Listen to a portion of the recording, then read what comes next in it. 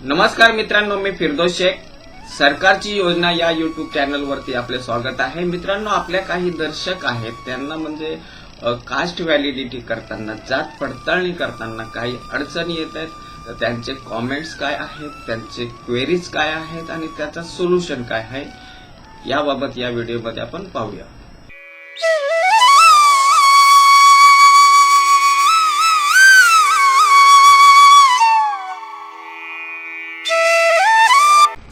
आपल्या एका दर्शकाचा कॉमेंट आहे, सर तुमच्यामुळं मला माझी कास्ट व्हॅलिडिटी 42 दिवसात मिळाली. धन्यवाद यश. असंच आमचा जो सरकारची योजना हा जो नवीन यूट्यूब चॅनल निर्माण केलाय, तर याचा प्रसार तुम्ही तुमच्या फ्रेंडमध्ये करा. आणि धन्यवाद कॉमेंट्स केल्याबद्दल. असाच आमचा जो सरकारची योजना हा यूट्यूब चॅनल जो आहे तो सबस्क्राईब करून ठेवा. आपले एक दर्शक आहे, त्यांचा कॉमेंट आहे, सर मला मुलाची कास्ट व्हॅलिडिटी पुणे शहरात करायची आहे. माझे सर्व कागदपत्र पुणे शहरातील आहेत. तो आता 11वीत आलाय. आमच्या घरात कोणाचीही कास्ट व्हॅलिडिटी झाली नाही. तर तुम्ही माझे कागदपत्र पाहून सांगू शकता का व्हॅलिडिटी होईल किंवा नाही. तर येतं म्हणजे तुमचा जो तो लोहार आणि जिंगर म्हणजे भजव भटक्या जमाती ब मध्ये येत आहेत. आणि याच्यासाठी जो त्यांचा सोमवंशी आर्य क्षत्रिय, सोमवंशी आर्य क्षत्रिय हे जिनगर भजक अट मध्ये आहे समजण्यात यावे. तर हे बघा, ह्यांनी ज्या ह्या कास्ट आहेत सोमवंशी आर्य क्षत्रिय, सोमवंशी आर्य, तर हे म्हणजे ह्या भज मध्ये आहेत आणि या कास्ट कॅटेगरीमध्ये येतात हे त्यांनी सांगितलं. हे बघा, कोणतीही कास्ट, आता तुमच्याकडे जर विविध पुरावे आहेत त्याच्यावरती तुमच्या जातीचा जो उल्लेख आहे समजा तो वेगवेगळा दिसत असेल, परंतु म्हणजे आपण एक साध्या भाषेत म्हणजे जर रोटी व्यवहार बेटी व्यवहार म्हणजे तो त्याच समाजाचा, तो त्याच जातीचा असला तर तिथं कास्ट व्हॅलिडिटीसाठी प्रॉब्लेम येत नाही. परंतु जर जाती वेगळ्या असल्या, नाव ठीक आहे, वेगवेगळी नावं असू शकतात, तर जाती समजा त्यांचा जर ती रोटी व्यवहार बेटी व्यवहार होणार आहे म्हणजे ती एकच जात असली तर त्याला अडचण येत नाही. आपले एक दर्शक कॉमेंट्स करतात, dear sir, I applied for the caste certificate of my niece cousin brother at old custom house by offline. They have accepted my all papers but they give me one comment that provide caste proof before 13/10/1967 for your father grandfather. For this I need help for making affidavit certificate having proof of 1955. Also does not mention the caste. I have my caste certificate, I have my uncle's caste certificate, I have 2 younger brothers caste certificate, but father and grandfather caste I don't have. Please advise me. You can give any address so that I can meet you. देखो, आपको मुझसे मिलने की कोई ज़रूरत तो नहीं है, और जो भी कमेंट्स है तो उसका मैं आंसर ज़रूर देता हूँ. अभी रही बात तुम्हारी मतलब मैंने जो तुमने प्रूफ दिया है, अब कास्ट सर्टिफिकेट आप जो बोल रहे हो उसके ऊपर ज़्यादा मतलब मैंने स्ट्रेस नहीं देना है. कास्ट सर्टिफिकेट सिर्फ जो एप्लीकेंट है उसका वो मायने रखता है कास्ट वैलिडिटी में. कास्ट वैलिडिटी के अंदर जो है तुम्हारा एप्लीकेंट का कास्ट सर्टिफिकेट इम्पोर्टेंट रहता है, और दूसरे जो रहते हैं उनका कास्ट सर्टिफिकेट इतना इम्पोर्टेंट नहीं रहता. उसके जगह उनको जो है तुम्हारा जो कास्ट है वो साबित करने वाले डॉक्यूमेंट चाहिए, और वो जो है 13/10/1967 पूर्वी के. क्या आप वो 13/10/1967 के पहले से महाराष्ट्र में रहते हो और उसके बाद में आपका जो मतलब मैंने कास्ट है, कम्युनिटी है, उसके रिलेटेड आपके पास में जो डॉक्यूमेंट है, जैसे फादर का अगर होगा तो उसके ऊपर अगर कास्ट लिखी रहेगी, या तो फिर ग्रैंडफादर के ऊपर, तो ये ऐसे डॉक्यूमेंट चलते हैं. अब मुस्लिम समाज में क्या होता है, तो उनका जो जितने भी एजुकेशन डॉक्यूमेंट है उसके ऊपर जो है कास्ट के बारे में लिखा हुआ नहीं रहता है. वहाँ पे सिर्फ मुसलमान, सुन्नी मुसलमान या तो इस्लाम इस तरह से लिखा हुआ रहता है. अभी उसके लिए जो है अभी इनका जो गाइडलाइन है स्क्रूटनी कमेटी का, तो उनको मानव दिनांक यानी डिम डेट का प्रूफ यानी जो तुम्हारा 1967 है उसके पहले के जो है महसूली यानी रिवेन्यू प्रूफ, या तो फिर व्यवसाय यानी तुम्हारा जो परंपरागत ट्रेडिशनल बिजनेस, परिजात बिजनेस जिसको बोलते हैं, तो वो उसकी आवश्यकता होती है। वो वहाँ पे मतलब यानी उसके पुरावे देने रहते हैं, यानी पीढ़ीजात पारंपरिक व्यवसाय जुने पुरावे, क्योंकि व्यवसाय से ही पहले के जो हमारे पीढ़ीजात व्यवसाय होता था उसी के ऊपर से हमारी जात साबित होती थी। अब जैसे पिंजारी जो कपास बुनने का काम करते हैं उसे पिंजारी कहते हैं, तो उसकी जात मतलब पिंजारी। तो उसने अगर कपास के बिजनेस के रिलेटेड अगर वो प्रूफ देता है, जूने प्रूफ, नए प्रूफ अभी करंट के नहीं, जूने प्रूफ जिसके अंदर वो उसका बिजनेस जो है पीढ़ीजात बिजनेस साबित हो सके, ऐसे अगर प्रूफ देगा तो उसको पिंजारी का सर्टिफिकेट मिलने के लिए कोई अड़चन नहीं है। ये मतलब है ना इसका उनका जो नेचर ऑफ वैलिडिटी रहती है वो इस तरह से रहती है। अभी अगर हम जीआर की बात करें तो 1995 का अगर जीआर है तो आपको अगर समझो ये त्रुटि निकाली है तो उनको बताओ क्या हम अभी उसके पहले तुमको ये डॉक्यूमेंट देखो, तलाटी और सरपंच। तो ये तलाटी जो तुम्हारा नेटिव है तो वहाँ का जो तलाटी है, वहाँ का जो सरपंच है, ग्राम सेवक है, तो इनका भी दाखला लो और उनको बताओ कि मतलब है ना ये हम ये मतलब है ना कम्युनिटी के ये कास्ट के। तो ये दाखला लेते टाइम में उसके अंदर आप महाराष्ट्र में मतलब है ना 1967 के पहले से रहते हो, ये भी होना चाहिए। प्लस आपका जो मतलब है ना कास्ट है, कम्युनिटी, जो कास्ट कम्युनिटी के उसका भी वर्णन वो मतलब तलाटी सरपंच इनका मतलब जो नेटिव प्लेस है, हो सके तो तुम्हारा ग्राम सेवक होगा तो उसका भी। तो ये जो जीआर है, ये जीआर ऑलरेडी मैंने मतलब मैंने मेरे टेलीग्राम चैनल में अपलोड किया हूँ। मुस्लिम के जितने भी रिलेटेड जीआर हैं तो वो मैं टेलीग्राम चैनल में ऑलरेडी अपलोड किया हूँ। और ये जो 19 अक्टूबर तो 1995 का जो जीआर है, ये हमारे बार्टी की वेबसाइट के ऊपर सीरियल नंबर 11 के ऊपर जाएंगे तो ये आपको जीआर यहाँ पे मिल जाएगा। तो ये जीआर वहाँ पे दिखा और उनको विनंती करो कि हमारे पास में मुस्लिम समाज के होने की वजह से हमारे इसमें मतलब यानी कास्ट का उल्लेख नहीं रहता है, लेकिन आप जो है हमारी दक्षता पत्रक या गृह चौकसी करके हमें कास्ट वैलिडिटी देने की कोशिश करें। तो ऐसे वक्त में जो है फिर तुम्हारी दक्षता पत्रक मार्फत चौकसी होगी और उसके बाद में आपको कास्ट वैलिडिटी मिलता है। तुम दक्षता पत्रक अभी एक रिसेंटली एक केस थी रत्नागिरी की, उसका मतलब है ना मच्छी मार का बिजनेस था, तो उनके डॉक्यूमेंट कुछ नहीं थे, लेकिन वहाँ पे जब दक्षता पत्रक की इंक्वायरी गई, वहाँ के जो दक्षता पत्रक वालों ने उस गांव में जाके जूने लोगों से उसके खानदान के बारे में पूछताछ करके और रिपोर्ट सबमिट किया तो उसको कास्ट वैलिडिटी मिल गई।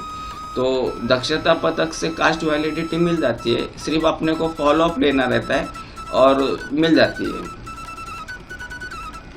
आपल्या एक दर्शकाचा कॉमेंट आहे, माझ्या कास्ट सर्टिफिकेटवर सरनेमचा स्पेलिंगमध्ये एक लेटर मिसिंग आहे, त्यामुळे कास्ट व्हॅलिडिटीवर सुद्धा मिस्टेक आली आहे। मी व्हॅलिडिटी ऑफिसला अडचण सांगितले, ते म्हणाले कास्ट सर्टिफिकेटवर शुद्धी प्रमाणपत्र पाहिजे मला MBBSला। हे बघा, हे जे शुद्धीकरण प्रमाणपत्र म्हणजे हे शुद्धीपत्रक, आता हा जो तुम्ही अप्लाय केलाय तर शुद्धीपत्रक पहिले तर तुम्हाला त्या तुमचा जो संबंधित तहसील ऑफिस आहे तिथं जावं लागेल आणि तिथं तुम्हाला ॲप्लिकेशन प्लस अफिडेविट हे देऊन त्यांना विनंती करावी लागेल। ही गोष्ट लक्षात घ्या। हे शुद्धीपत्रक काढण्यासाठी तुम्हाला म्हणजे फार प्रॅक्टिकल व्हावं लागेल। तुम्हाला जे काही सोर्स आहेत ते वापरून त्या तहसीलदारांना भाग पाडावा लागेल तुम्हाला कसं मला, आणि त्यांना तिथं कारण सांगा ॲडमिशन शैक्षणिकचा, कसं माझ्या शैक्षणिक याचा असं म्हणजे प्रॉब्लेम आहे, मला अडचण येईल, आणि त्याच्यामध्ये त्यांना म्हणजे अर्ज करा, अफिडेविट सादर करा आणि त्यांना सांगा सर माझं ज्या कास्ट सर्टिफिकेटवर एक म्हणजे थोडीशी मिस्टेक झाली तर त्याच्यामुळे तो कास्ट सर्टिफिकेट चुकीचं असल्यामुळे व्हॅलिडिटी पण मला चुकीची मिळणार आहे। तर त्यावेळेस तुमचा जो संबंधित तहसील ऑफिस आहे तो शुद्धीपत्रक तुम्हाला देईल। आता हा इथं मी एक फॉर्मेट म्हणून दाखवतोय. तर हे त्याच्यामध्ये त्यांनी मग ते असं लिहितील का बाबा हे असं असं म्हणजे या दाखल्यावरती लिहिलेलं आहे. तर ह्या दाखल्यावरती लिहिलेल्या अमुक अमुक नामाच्या ऐवजी अमुक अमुक नाम असल्याचा म्हणजे तिथं पाहावे. तर या प्रकारे म्हणजे तो जो शुद्धीपत्रक आहे तो काढला जातो. इथं तुमचा जो आहे इथं तुमचा कास्ट सर्टिफिकेट नंबर असेल, त्याच्यानंतर मग या सगळ्या रेफरन्स नंबर ते देतील आणि मग इथं शुद्धीपत्रक देतील. तर हा शुद्धीपत्रक ज्यावेळेस तुमचा तो तहसील ऑफिसर देईल त्यावेळेस मग त्याच्यानंतर तुम्हाला हा जो लेटर त्यांनी जो सांगितला शुद्धीकरण प्रमाणपत्र, मग तिथं तुम्हाला कास्ट व्हॅलिडिटीमध्ये जाऊन आणि तिथं द्यावं लागेल. त्यावेळेस ते तुमची जी स्क्रुटनी कमिटी आहे ती तुमच्या स्पेलिंगमध्ये दुरुस्ती करून आणि तुम्हाला कास्ट व्हॅलिडिटी देते. तर याच्यामध्ये तुम्हाला म्हणजे थोडासा इफोर्ट घ्यावा लागेल, तहसील ऑफिसमध्ये विनंती करावी लागेल, शैक्षणिक बाब असल्याचा सांगून आणि त्यांना गरज भासल्यामध्ये थोडासा काही म्हणजे ओळख पाळख करून आणि तुम्ही ते करू शकता. कारण शुद्धीपत्रक जनरली हे जे आहे ते त्यांच्या डिपार्टमेंटमध्ये असलेले जी काही चुकी असते तर ते दुरुस्ती करण्यासाठी असं, परंतु जे लाभार्थी आहेत नागरिक आहेत त्यांच्यासाठी पण करू शकतात, परंतु तुम्हाला तिथं थोडासा प्रयत्न करावा लागेल. देतात परंतु एका दर्शकाचा कॉमेंट आहे, सर मला कास्ट व्हॅलिडिटी स्क्रुटनी ऑफिसमधून कॉल आला होता. कमिटी समोर ओरिजिनल डॉक्युमेंट घेऊन यायला सांगितले. सुनावणीसाठी कमिटीची प्रोसेस काय असते? काय प्रश्न विचारतात प्लीज तुमचा. हे बघा, माझा जो कॉन्टॅक्ट नंबर तर मी कोणाला शेअर करत नाही, परंतु माझा टेलिग्राम चॅनल आहे, व्हॉट्सअप ग्रुप आहे, तर तुम्ही त्याच्यामध्ये म्हणजे जॉईन व्हा. आणि दुसरी गोष्ट इथं तुम्ही जी सांगितलंय का email I D me already दिलाय आणि जनरली ईमेल करायची पण गरज नाहीये. तुम्ही तुमचे कॉमेंट्स म्हणजे टाका, त्याच्यावर नक्कीच मी उत्तर देईन. आता तुमचा जो प्रश्न आहे तर कमिटी कोणते प्रश्न विचारते, तर हे बघा, तुम्ही जे कमिटी समोर म्हणजे ऑनलाईन तुमचा जातीचा दावा सिद्ध करण्यासाठी जो अर्ज केलाय तर त्याच्यामध्ये जी जी माहिती तुम्ही प्रोव्हाइड केले तर त्याच्या रिलेटेडच म्हणजे तिथं प्रश्न विचारतील. प्लस तुमचे जे डॉक्युमेंट आहेत तुम्ही जे अपलोड केलेले तर त्याच्या वरतीच तुम्हाला तिथं प्रश्न विचारला जाईल. प्लस तुमचे जी आता तुम्ही जी काही जात सांगितले तर त्या जाती संबंधामध्ये म्हणजे तुमच्या ज्या चालीरीती आहेत, परंपरा आहेत, तुमचे मॅरेजच्या विधी काय आहेत, दफन विधीची प्रक्रिया कशी असते, तर या रिलेटेड म्हणजे सगळ्या चालीरीतीच्या रिलेटेड तुमच्या जे जाती संबंधातच तिथं ते प्रश्न विचारतात. तर अशा प्रकारे आहे. तर प्रश्न आता समजा तुमचा व्यवसाय, आता अनेक वेळा काय होतं, आता समजा मी एक उदाहरण देतो. आता एकाने सांगितलं का मी बेलदार आहे, मग त्यांनी विचारलं का बेलदार, मग तुम्ही काय म्हणजे तुमचं पिढी जात नेमकं बेलदार म्हणून काय, तर त्यांनी जे वर्णन केलं तर ते वर्णन गवंड्याचा म्हणजे वर्णन झाला. तर त्यांनी सांगितलं का तुम्ही जे वर्णन करताय तुमचा जो बिझनेस पारंपरिक जो व्यवसाय आहे, पिढीजात व्यवसाय, तो गवंडियामध्ये मोडतो. तो तुमचा जो सर्टिफिकेट आहे तो तुम्ही गवंडी म्हणून काढला पाहिजे होता, बेलदार म्हणून का काढला. तर त्यामुळं त्याची मग व्हॅलिडिटी रिजेक्ट करण्यात आली का तुम्ही गवंडी समाजाचे असून तुम्हाला म्हणजे या प्रकारे असो. आता बेलदार म्हणजे कसं आहे, ते दगड काम करणारी जी लोक असतात त्यांना बेलदार म्हणूनचा जो सर्टिफिकेट तो म्हणजे तो दिला जातो. तर हा फरक आहे. म्हणजे जी काय माहिती विचारतात ते तुमच्या रिलेटेडच विचारतात, त्याच्या व्यतिरिक्त विचारत नाही. आपले दर्शक कॉमेंट्स करतायत, नमस्कार सर, फॉर्म 15 नेमका कोणाकडून सही शिक्का मारून घ्यायचा ज्या कॉलेज. हे बघा, तुम्ही 11वी 12वी विज्ञान शाखेमध्ये असाल तर तुम्हाला कॉलेज फॉर्म 15 वरती सही शिक्का देतो. मात्र तुम्ही 11वी 12वी सोडून मग तुम्ही कोणत्या व्यावसायिक अभ्यासक्रमासाठी समजा ज्यावेळेस CETचा ॲप्लिकेशन फॉर्म भरता तर तो तुम्ही अपलोड करायचा आहे फॉर्म 15च्या ऐवजी. आता तुम्ही भविष्यात आता CET तुम्हाला कोणत्या कॅप राऊंडमध्ये कोणता म्हणजे कॉलेज देईल ह्याचा काय सांगता येत नाही. तर तोपर्यंत तुम्ही काय वेट करायचा नसतो, कारण तुम्हाला कॅप राऊंडमध्ये सीट भेटली आणि तुम्ही जर व्हॅलिडिटीला अप्लाय केला तर तुम्हाला व्हॅलिडिटी एवढ्या लवकर मिळणार नाही. तर ज्यावेळेस तुम्ही व्यावसायिक अभ्यासक्रमाचा CETचा जो तुम्ही ॲप्लिकेशन करताय तर तो म्हणजे फॉर्म 15A ठिकाणी तो अपलोड करायचा आहे. एक दर्शक कॉमेंट्स करतात, sir can I get fee concession without caste validity. हे बघा, फी कन्सेशन कास्ट व्हॅलिडिटीसाठी जी फीची जी कन्सेशन आहे ती तुम्ही कास्ट व्हॅलिडिटी दिली तरच तुम्हाला तिथं तो मागास म्हणून तुमचा म्हणजे ॲडमिशन होतो त्या मागास प्रवर्गा अंतर्गत. जर तुम्ही व्हॅलिडिटी दिली नसेल तर मग त्यावेळेस they will be treated you as a general category, open category म्हणून तुम्हाला तिथं ॲडमिशन मिळते आणि त्याच्यामुळे तुम्हाला जनरली फी तुम्हाला तिथं म्हणजे ती त्या अकॉर्डिंगली मिळत नाही मागास प्रवर्गाच्या अकॉर्डिंगली.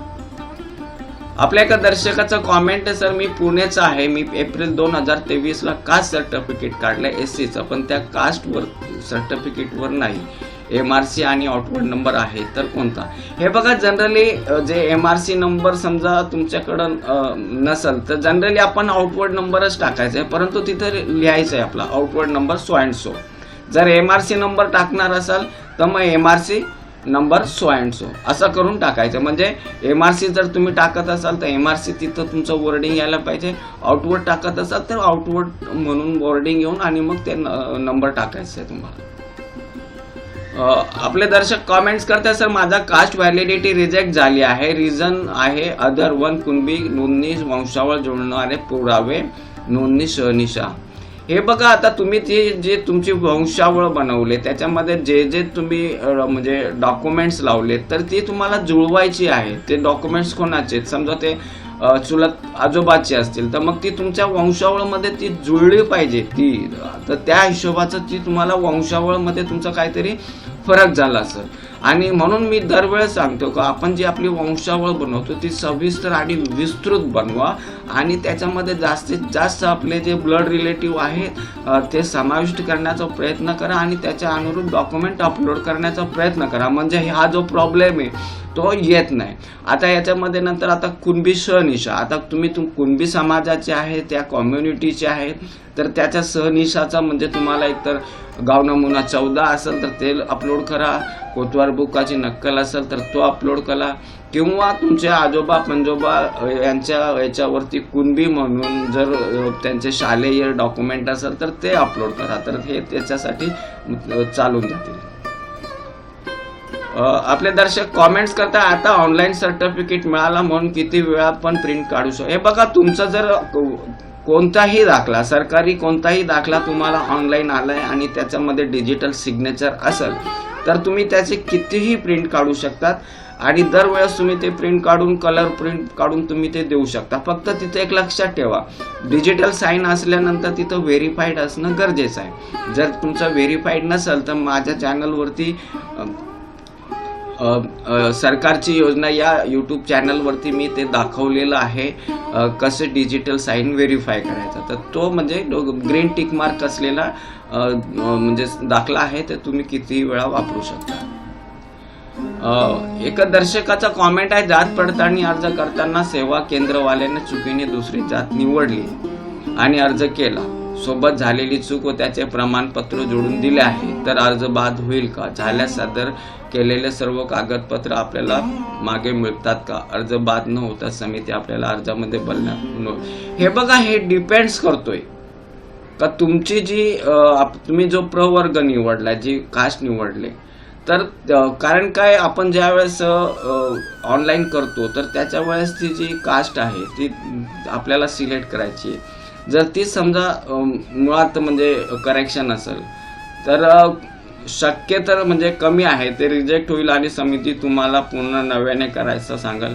परंतु जर त्यांना शक्य नसेल तर त्यावेळेस मात्र ते तुम्हाला लिंक देतील आणि त्यानुसार तुम्हाला ते मग करेक्ट करावं लागेल. परंतु जनरली असा होत नाही, ते रिजेक्ट करून आणि तुम्हाला नव्याने करावा लागतो. होऊ शकतो जर समितीने त्याच्यामध्ये तुमच्या प्रकरणाकडे म्हणजे काही विशेष बाब म्हणून जर केलं तर होऊ शकतो, परंतु जनरली तसं होत नाही.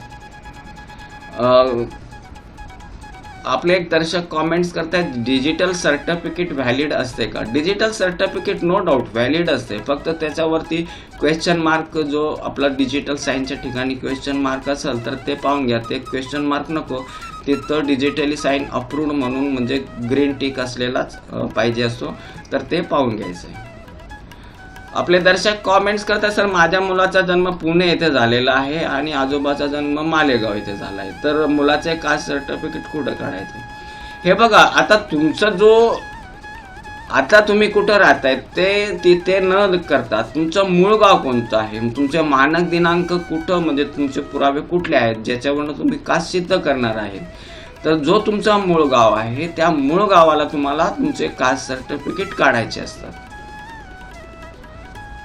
पुढे दर्शक एक कमेंट्स करतात, सर मी ST मधले आहे, माझी कास्ट सर्टिफिकेट बनली आहे पण व्हॅलिडिटी नाही, तर ते मी महाराष्ट्राच्या बाहेर ॲडमिशन घेऊ शकतो का? हे बघा, नक्की तुम्ही महाराष्ट्राच्या बाहेर ॲडमिशन घेऊ शकता, मात्र तुम्हाला तिथं ठीक आहे, तिथं तुम्हाला व्हॅलिडिटी लागणार नाही आहे. सेंट्रलला कास्ट व्हॅलिडिटी लागत नाही जनरली, सर्वसाधारणपणे. काही अपवादात्मक केसेसमध्ये ॲडमिशनच्या, जसा जे नागपूरच्या VNIT कॉलेज आहे, तर तिथं सेंट्रल कास्ट सर्टिफिकेटच्या बरोबर कास्ट व्हॅलिडिटी लागते.